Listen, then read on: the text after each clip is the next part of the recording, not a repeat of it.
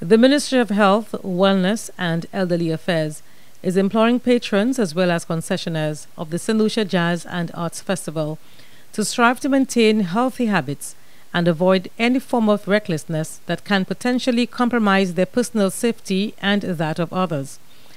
Ernie Pierre, Senior Environmental Health Officer and Program Manager for Food Safety at the Department of Environmental Health, says his department is working closely with the event company of St. Lucia to ensure compliance in several areas during the St. Lucia Jazz and Arts Festival.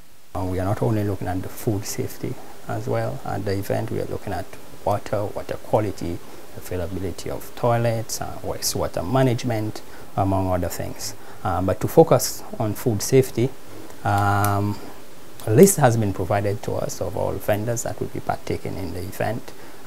We have been mobilizing our inspectors. The places where the food is being prepared, they are being inspected as we speak. A lot of them have been inspected. The persons are obtaining the licenses to operate.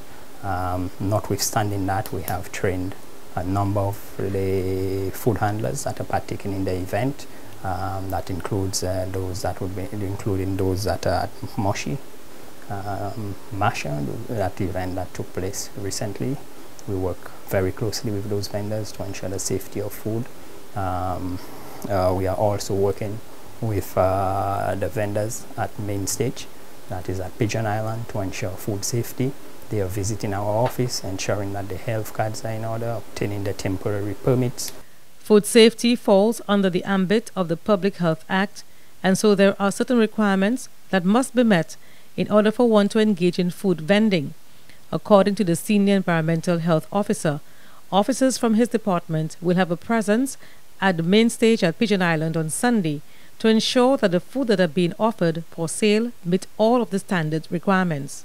Officer in charge of the Substance Abuse Advisory Council Secretariat, Natasha Lloyd Felix, says for its part, the Secretariat would like to see people take personal responsibility for their health even amidst their festivity. For us, we are particularly pleased to see the manner in which people have been able to enjoy themselves from the launch up to this present day, where we haven't heard of any significant incidents or accidents, but we see people truly coming together in a very celebratory manner. With that being said, though, from the point of view of the Substance Abuse Advisory Council Secretariat, we encourage all to be mindful of the manner in which they go about celebrating, ensuring that they pay due attention to their health practices, particularly drinking habits. Yes, alcohol is legal for adults, and we encourage you, as you may choose to have a drink or two, to ensure that you pay attention to having it on a full stomach. It's actually protective of your health and your well-being and those around you as well. We ask you, please, to not drink and drive. If you are in the company of others, designate a driver. It protects you from accidents, from incidents, as well as other members of the motoring, commuting, and pedestrian public.